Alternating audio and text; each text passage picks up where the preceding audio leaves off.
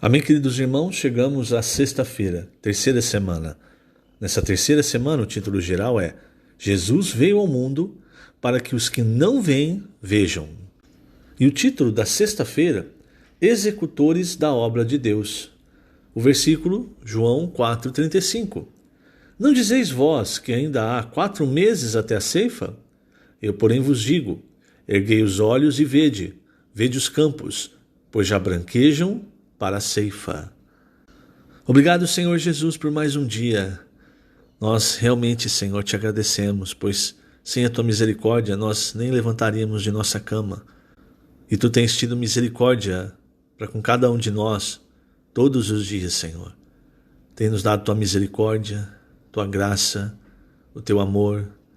Obrigado, Senhor. Obrigado por cada palavra na Bíblia, cada palavra que o Senhor tem falado, o encorajamento, nos motivando a te servir, nos motivando a avançar. Em tudo isso nós vemos o teu amor, Senhor. E que esse amor também se manifeste em nós para com as pessoas, para que o teu evangelho, a tua palavra também chegue até as pessoas ao nosso redor, para que a tua obra seja feita através da palavra que o Senhor tem falado. Tudo para a tua glória, Senhor.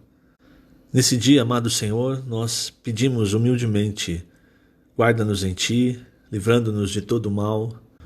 Assim como o Senhor orou ao Pai, nós oramos agora a Ti. Nós estamos nesse mundo, mas nós não somos desse mundo. Nós somos dos céus, do reino dos céus. Nós estamos em Ti, Senhor. Obrigado por toda a Tua obra, amado Senhor. Obrigado pelo que o Senhor tem feito hoje em nossas vidas e ainda pelo que o Senhor fará. Jesus é o nosso Senhor. Você vê, querido irmão, querida irmã, a importância da palavra profética, não é? Quanto tem sido falado para nós, quando nós ouvimos uma palavra na imersão, no alimento diário, sobre não ficar usando a nossa lógica humana para prender as coisas celestiais, as coisas do Espírito, na nossa lógica humana. Quando você fala isso para pessoas, principalmente, que usam muito a sua lógica, gostam muito da parte intelectual, confiam muito na sua capacidade de aprendizado, de conhecimento para fazer a obra de Deus, eles acham isso loucura. Eles acham que quanto mais você se capacitar, melhor você vai ser para fazer a obra de Deus. E é lógico, todos nós devemos nos capacitar, mas não crendo que a nossa capacidade, a nossa lógica vai fazer a obra de Deus, independente da sua capacidade. Você, por exemplo, se você pensar, eu tenho que ler a Bíblia, porque aí eu vou ser melhor para falar para as pessoas. Não, é um ponto de vista errado. Leia a Bíblia porque você ama a palavra de Deus, porque você ama o Senhor. É como Pedro disse, né? Senhor, para quem iremos? Tu tens as palavras da vida eterna. Então, a Bíblia, irmãos, ela traz as palavras da vida eterna para nós. A palavra profética, o que ela faz? Ela nos dá a direção para nós entendermos o senso de urgência de Deus hoje no final dos tempos. Então, por isso ela é a palavra fresca, ela é a palavra instantânea. Sempre, lógico, baseado na Bíblia. Não, quando nós falamos de palavra profética, não é alguém dizendo, isso aqui vai acontecer na sua vida, você vai casar com aquela pessoa, você vai ter um filho, ou você vai ser curado dessa doença. Isso não tem nada a ver com o que a Bíblia fala, principalmente o Novo Testamento, fala de palavra profética. A profecia na Bíblia não é adivinhar o futuro. A profecia um profeta, ele é aquele que fala por Deus. Então Deus dá a revelação. E aí, no Antigo Testamento, consequentemente, muitas vezes, acontecia que a revelação era para coisas futuras. E aí e sempre você pode notar que era para a direção do povo. Ou para o povo avançar, ou porque o povo estava se desviando. E aí Deus então mandava os profetas. Então hoje, irmãos, quando essa palavra é falada, ela é para nos despertar, para nós sairmos muitas vezes da bolha religiosa que nós mesmos criamos.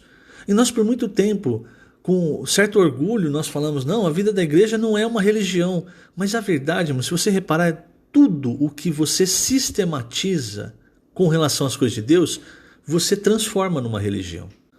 Eu lembro uma vez um irmão relatando uma experiência dele no PAC, né? Quando ele foi para o posto avançado de comportores. E ali, ele era um irmão com muitos anos de vida na igreja, muito conhecimento. E quando ele foi, já tinha uma bagagem. E aí quando ele chegou para servir, era um adolescente que estava orientando, era o líder da equipe. E quando ele viu isso, ele já se retraiu. Falou, o quê? Peraí, eu com tantos anos de vida da igreja, com tanta experiência, agora eu vou ser liderado por um adolescente? Você percebe? Isso vem da nossa alma e é o nosso sistema religioso que nós inventamos. E aí, conforme começou, ele falou, bom, eu vou fazer o que eu sei fazer, né? O que eu aprendi. E aí não dava certo. E aí o adolescente ia, corrigia, falava, não, é desse jeito. E no compartilhar do irmão, no compartilhar positivo, ele falou, olha, isso não era uma questão do adolescente, enfim, de quem fosse. Isso é uma questão de Deus vindo me quebrar para eu aprender a sair da minha casca religiosa. E sempre que ele fazia do jeito dele, do jeito que ele aprendeu, não dava certo. Mas aí quando ele fazia segundo a orientação, aí as coisas fluíam. O que é isso, irmãos? Isso é o amor de Deus para nós. Interessado que nós aprendamos de fato a servir sendo guiados pelo Espírito. Mas nós sistematizamos as coisas. Nós falamos, não, a vida da igreja ela tem que ser assim. Eu tenho que chegar na reunião, eu tenho que invocar o nome do Senhor, eu tenho que cantar e vai ter uma mensagem. E tem que ser uma coisa assim, bem sacra, não é? E a gente formata. E cada um formata a sua religião. E ali, irmãos, nós colocamos o Espírito debaixo, muitas vezes, do que é simplesmente racional para nós. Não que não precise haver ordem, não precisa haver planejamento. Precisa, como o próprio Paulo disse aos Coríntios, Deus não é Deus de confusão. Então precisa ter ordem, planejamento, tudo certinho. Na nossa vida também, a gente cria uma rotina. Olha, eu tenho esse horário para orar, para ler a Bíblia, tudo bem. Mas o cuidado é uma linha tênue.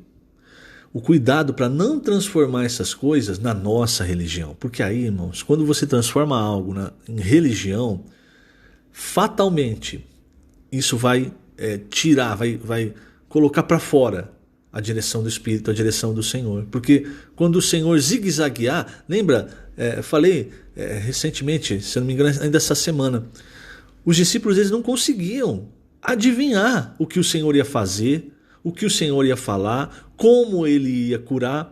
Agora imagine que eles tivessem uma religião já pronta. Falou, o Senhor vai curar aquele cego, ele vai fazer assim, assim, então vamos posicionar. Não tinha isso, não tinha como. Cada vez era uma forma diferente.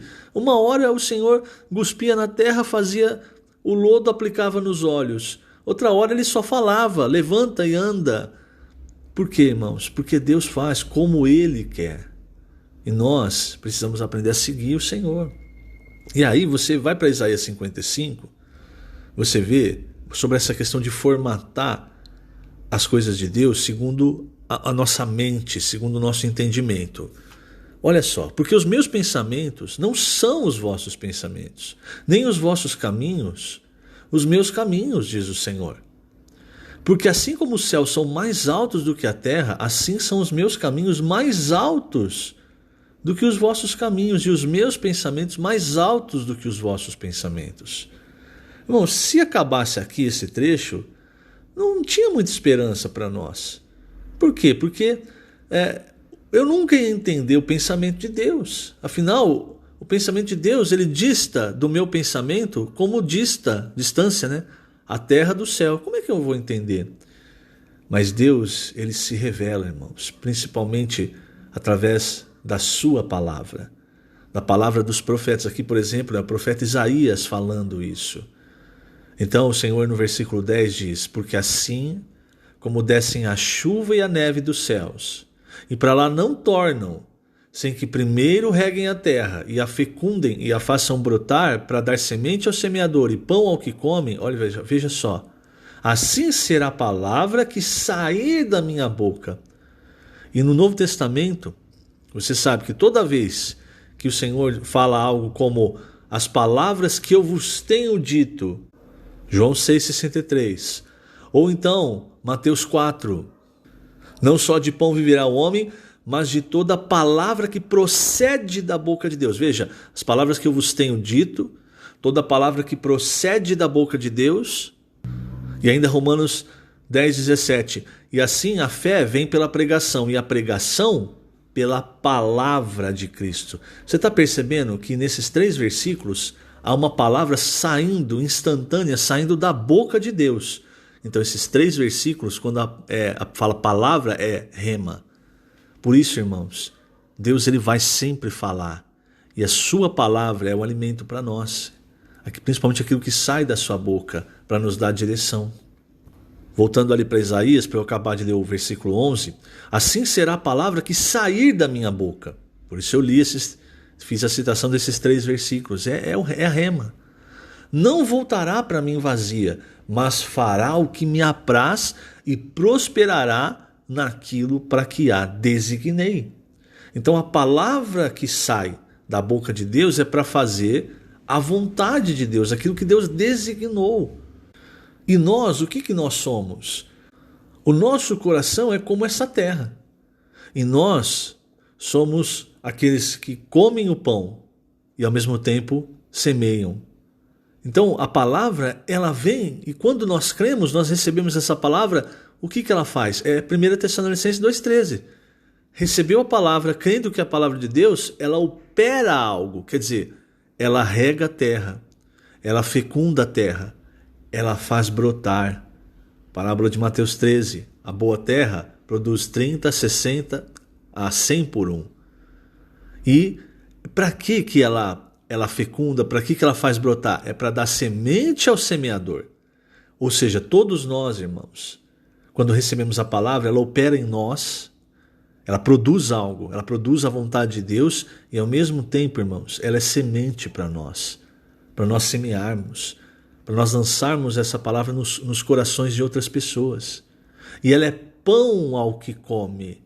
Então ela é alimento para nós e ela é semente para nós semearmos. Você percebe que coisa maravilhosa, irmãos, o que o Senhor registra aqui? E aí você vê esse princípio em toda a Bíblia. Ou seja, aí você entende também o título dessa sexta-feira. Nós somos executores da obra de Deus. Perceba que nada parte de nós no sentido de ser nosso. É Deus que manda a chuva, que trabalha na terra, que faz fecundar. E aí, irmãos, você tem a semente e você tem o pão. É você comer e você semear. Então, é ser um executor. E é exatamente isso que o Senhor Jesus vivia. Lembra da passagem com a mulher samaritana? O Senhor, ele falou com aquela mulher e produziu algo no coração dela. Qual foi o resultado? Aquele algo serviu para o alimento dela, para mudar a vida dela, para fortalecê-la. E também serviu como semente. Então ela saiu dali da presença do Senhor, foi até a cidade para falar do Senhor para as pessoas. Enquanto ela saiu e foi para a cidade, os discípulos chegaram, trouxeram a comida e disseram para o Senhor: mestre, come. Agora, a atenção do Senhor estava no que ia acontecer ainda. Então ele não estava preocupado com a comida, ele estava preocupado com as pessoas que aquela mulher ia trazer para ele, para a presença dele. Aí ele disse: uma comida tenho para comer que vós não conheceis. Que comida é essa? É a vontade de Deus, é fazer a obra de Deus, executar a obra de Deus. Ele estava esperando aquela mulher então voltar com aquelas pessoas. Diziam então os discípulos uns aos outros: ter-lhe-ia porventura alguém trazido o que comer? Disse-lhe Jesus: a minha comida consiste em fazer a vontade daquele que me enviou e realizar a sua obra. Aqui você vê algo importante, né? Primeiro, você vê o compromisso do Senhor. E segundo, o realizar a obra de Deus para o Senhor era como um prato, como uma bela refeição. Você pensa em algo agora que você gosta muito de comer, algo que não é só para te dar a saciedade, mas é para a sua satisfação. Aquele prato que você come assim com satisfação. Então, com relação à obra de Deus, é a mesma coisa, mas nós precisamos ter satisfação. ela é como um prato de uma bela refeição para nós. E aí tem outro ponto aqui, veja, versículo seguinte: não dizeis vós que ainda há 4 meses até a ceifa? Então veja, o que o Senhor está mostrando? Olha a lógica humana. A lógica humana olha e diz assim: dá tempo, eu estou novo ainda, tenho muito para viver, dá tempo, ainda tem tanto tempo para o Senhor voltar. É a lógica humana. Não dizeis vós que ainda há 4 meses até a ceifa? Eu, porém, vos digo, erguei os olhos. Esse é outro ponto, irmãos.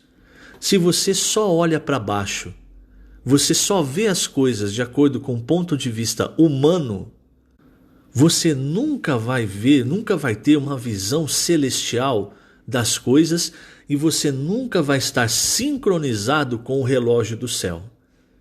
Entende? Por quê? O que o Senhor disse? Erguei os olhos e vede os campos, pois já branquejam para a ceifa. Então, no relógio humano, o relógio humano estava 4 meses atrasado. Aqui, tomando esse exemplo, para você entender. Não é literal. O relógio humano 4 meses atrasado. Por quê? Olhando para baixo. Quando você começa a ter uma visão celestial, e lembra quando nós começamos a entrar no Evangelho de João, nos escritos de João, nós vimos o quê? O Senhor nos levando como asas de águia, uma porta aberta nos céus, que é para ter uma visão celestial, irmãos. Para estar sincronizado com as coisas lá do alto. Então, erguei os olhos e vede os campos, pois já branquejam para a ceifa. Está na hora, irmãos, de nós pararmos de olhar as coisas ao nosso redor, as coisas físicas, humanas, e erguer os olhos. E isso aqui também nos mostra o senso de urgência de Deus, para que as pessoas sejam salvas, para que Ele possa voltar. Eu vou dizer de novo, se você e eu, nós estamos sempre olhando para as coisas desse mundo, formatando as coisas de Deus com o nosso raciocínio lógico, nós também vamos olhar para os campos e olhar e falar assim, ainda falta 4 meses. Mas se nós estamos sincronizados, irmãos, com o relógio dos céus, nós vamos perceber a urgência que Deus tem para que as pessoas sejam salvas, para Ele poder retornar. Eu vou finalizar, página 51, último parágrafo. Roguemos ao Senhor que nos dê seu senso de urgência para fazer sua obra. Sigamos o Espírito para levar a luz da vida às pessoas. A igreja é enviada para abrir os olhos das pessoas e convertê-las das trevas para a luz e da potestade de Satanás para Deus, como o apóstolo Paulo nos disse em Atos 26:18. Para lhes abrir os olhos e os converteres das trevas para a luz e da potestade de Satanás para Deus, a fim de que recebam eles remissão de pecados e herança entre os que são santificados pela fé em mim. Vamos então sair e levar a luz do mundo aos homens, abrir-lhes os olhos e convertê-los das trevas para a luz, do império das trevas para o reino de Deus. O Senhor conta com você. Que o Senhor te abençoe grandemente nesse dia. Lembrando, estamos colocando essas gravações no canal do YouTube da Igreja em Ribeirão Preto. Jesus é o Senhor.